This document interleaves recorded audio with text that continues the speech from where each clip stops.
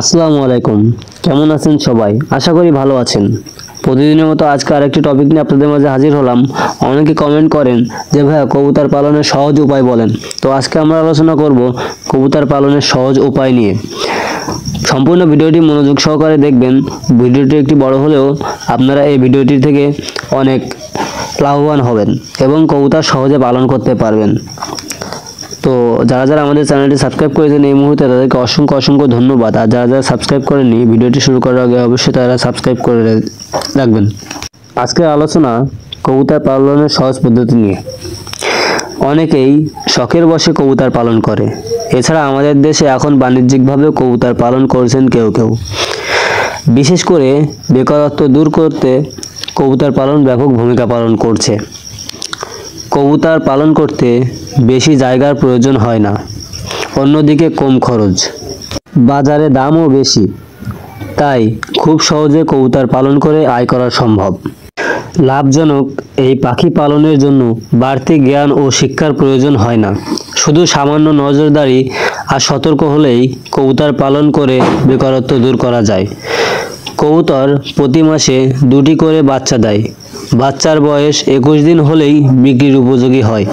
সবচেয়ে মজার ব্যাপার হলো অন্য পাখির মতো কবুতর খাদ্যের অপচয় করে না, বরং বলা যায় অপচয় রোধী কবুতরই পাখি কবুতর। কবুতরের বিভিন্ন জাত রয়েছে। বলা হয় পৃথিবীতে 600 জাতের কবুতর রয়েছে। জালালি কবুতর উন্নত জাতের দেশি কবুতর। এছাড়াও মাংস উৎপাদনের জন্য হোয়াইট কিং, সিলভার কিং, হামকাচ্চা, কাউরা, হোমার গোল্লা, ডাউকা, লক্কা, পাক্কা উল্লেখযোগ্য কবুতরের জাত। আমাদের দেশে শখের বশে সিরাজি, ময়ূরপঙ্খী, লাহোরি, ফ্যান্টেল, জ্যাকোবিন, মক্কি, গিরিবাজ, লোটন প্রভৃতি কবুতরের বিশেষ চাহিদা করা হয়। গিরিবাজ কবুতর উড়ন্ত অবস্থায় ডিগবাজি খেয়ে মানুষের নজর কাড়ে। লাভজনক কবুতরের জন্য ঘর তৈরির পদ্ধতি আগে জেনে নিতে হবে।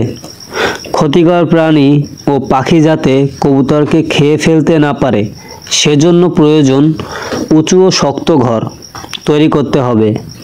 হালকা কাঠ, বাঁশ ও বাঁশের চাটাই, শন, পলিথিন, খড় ইত্যাদি সহজলভ্য উপকরণ দিয়ে কবুতরের ঘর বানানো যায় সহজেই। প্রতি জোড়া কবুতরের জন্য 1 বর্গফুট করে ঘর হলেই চলে। এই সঙ্গে একই জায়গায় কবুতরের ঘর কয়েকতলা করা যেতে পারে, এতে খরচও বাঁচে।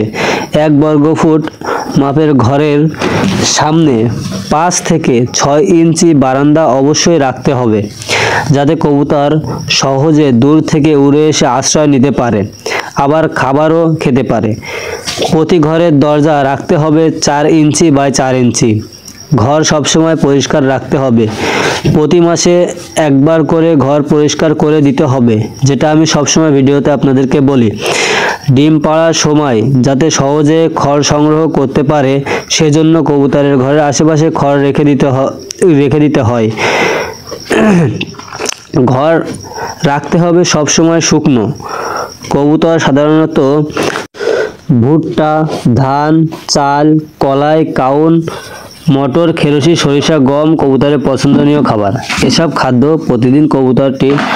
প্রত্যেকটি কবুতরের জন্য 35 থেকে 60 গ্রাম খাদ্য প্রতিদিন প্রয়োজন।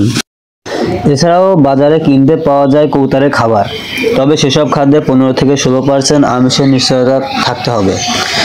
প্রতি ঘরের সামনে নিয়ম করে খাবার রেখে দিতে হবে সকাল ও বিকালে। এই সঙ্গে দিতে হবে পর্যাপ্ত পরিমাণের যোগানও। ঘরে কবুতরের সুষম খাদ্য দিতে হবে। কবুতরের জন্য প্রতি 100 গ্রাম খাদ্যে ভুট্টা ভাঙা 35 গ্রাম, গম ভাঙা 20 গ্রাম, সরিষার দানা 15 গ্রাম, ছোলা 20 গ্রাম, সরিষা ভাঙা 5 গ্রাম, চালের কুড়া 4 গ্রাম, লবণ 0.5 গ্রাম। কবুতরের খুব বেশি রোগের প্রকোপ দেখা যায় না, তবে যেসব রোগ হয় সেগুলোর মধ্যে বসন্ত, কলেরা, রক্ত আমাশয় যাকে বলা হয়ে থাকে। আরও আক্রমণ করতে পারে কৃমি। কবুতরের বসন্ত রোগের পালকবিহীন স্থানে ফোস্কা পড়ে গলার ভেতর ঘা হয়। খেতে পারে না। রোগ দেখা দিলে আক্রান্ত কবুতরের গুঁড়িতে টিংচার, আয়োডিন বা স্যাভলন লাগানো যেতে পারে।